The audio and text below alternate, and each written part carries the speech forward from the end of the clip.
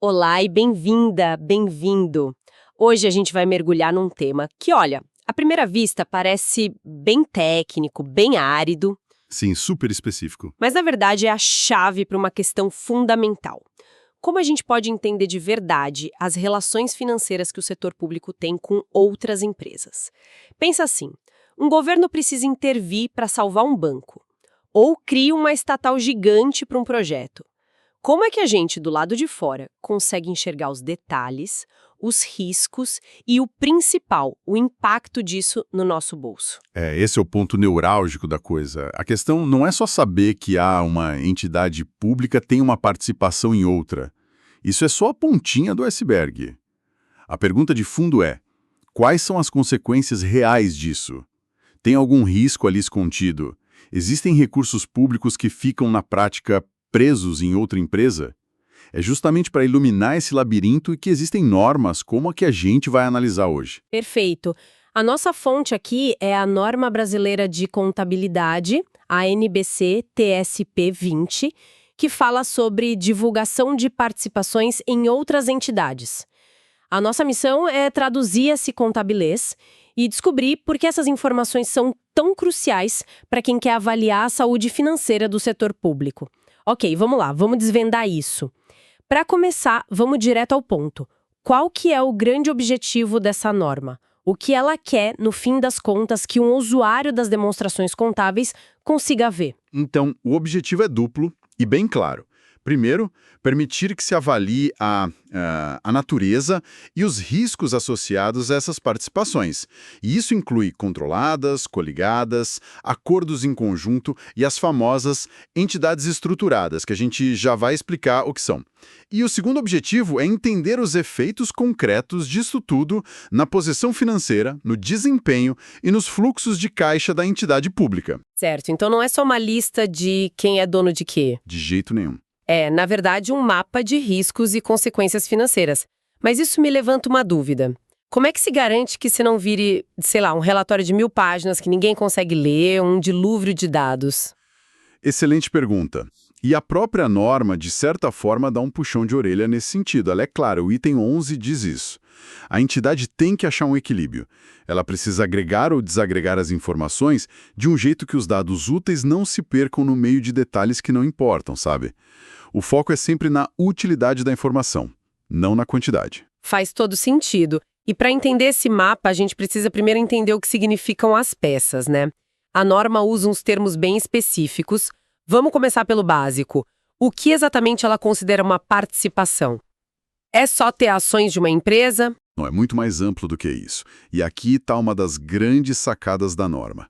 Participação, segundo o item 7, é qualquer tipo de envolvimento que exponha a entidade à variabilidade dos retornos de outra. Variabilidade dos retornos. Isso pode vir de ações, claro, mas também de instrumentos de dívida, de um financiamento que você concede, de garantias que você emite, basicamente qualquer coisa que crie uma ligação de risco e retorno. Se a outra entidade for bem, você ganha de alguma forma. Se for mal, você perde. Entendi. Então, até uma garantia financeira que o governo dá para uma empresa já pode ser vista como uma participação, porque o risco está ali. Exatamente. Agora, tem um termo que você mencionou que soa meio complexo. Entidade estruturada. O que é isso? Esse é um ponto crucial, porque é aí que muitos riscos costumavam se esconder. Uma entidade estruturada, segundo a norma, é aquela que foi desenhada de um jeito que os direitos de voto não são um fator decisivo para dizer quem controla. Ah, então não é o voto que manda. Não. O controle é definido por outros acordos, os acordos vinculantes. Muitas vezes são veículos criados para fins muito específicos, sabe? E eles podem esconder riscos que numa estrutura tradicional a gente não veria. E esses acordos vinculantes são sempre contratos formais assinados no papel? Nem sempre. Isso é muito relevante para o setor público. O item 8 explica que, embora geralmente sejam por escrito, mecanismos legais como uma lei ou um decreto também podem criar esses acordos. Uma lei que obriga um banco público a fazer algo, por exemplo, funciona como um contrato. Nossa, isso é bem interessante. Porque aqui é onde a coisa fica, bom, ela fica bem mais complexa, né? A norma não quer só os fatos, ela quer saber como a entidade chegou àquela conclusão. Exato. Esse é o pulo do gato. Que tipo de julgamento eles precisam mostrar? Olha, os itens 12 e 14 exigem que a entidade divulgue a metodologia, os fatores que ela usou para determinar se tem controle, controle conjunto ou influência significativa. Por exemplo, ela precisa explicar por que considera que controla uma empresa mesmo tendo menos da metade dos votos. Ou o contrário, né? Ou o contrário, porque não controla mesmo tendo a maioria.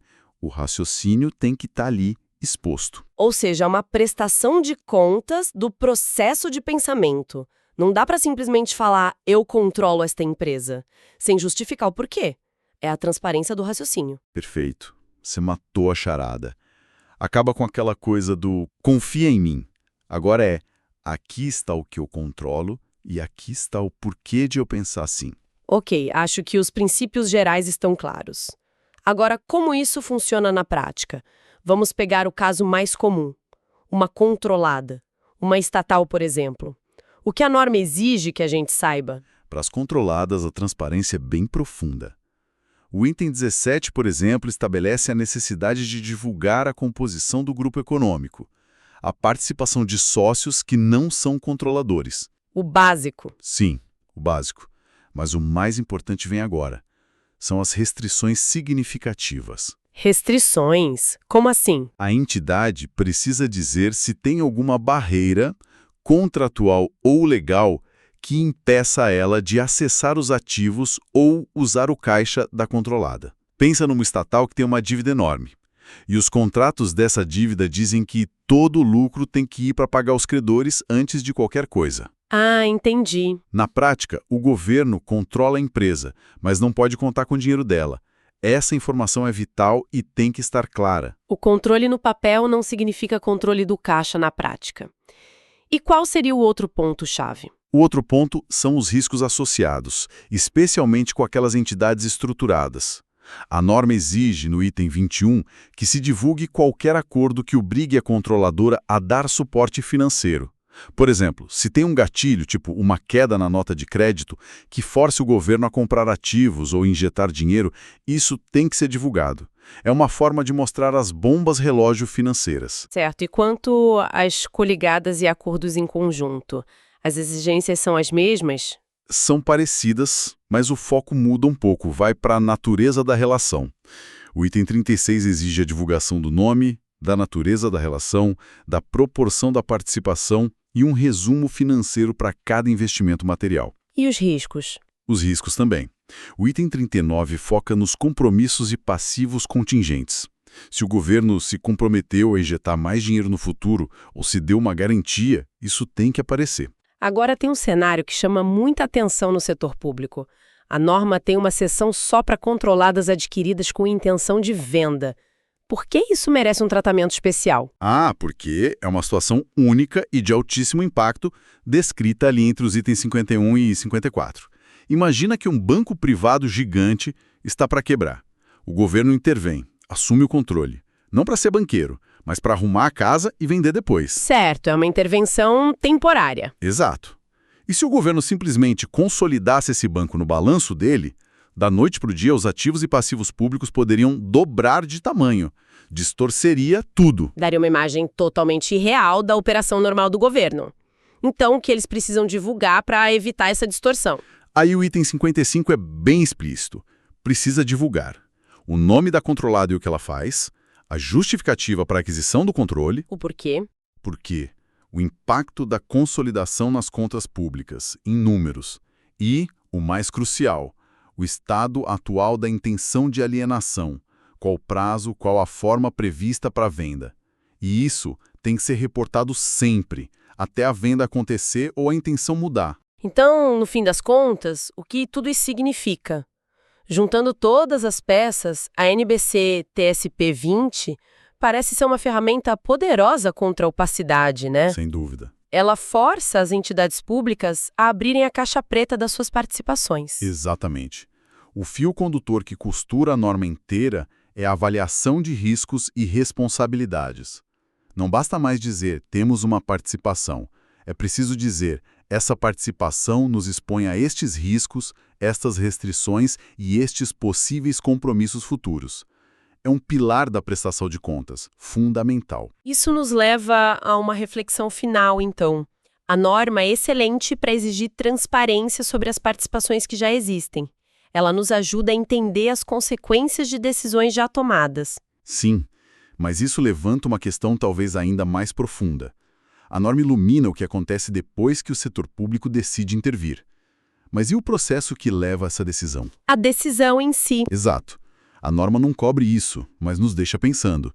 Quais são os critérios, os debates, a transparência necessários antes de se comprometer recursos públicos numa operação dessas? A transparência que a norma exige é retrospectiva, ela olha para o passado. Fica a pergunta, né, sobre como seria uma transparência que fosse verdadeiramente prospectiva, que iluminasse a própria tomada de decisão.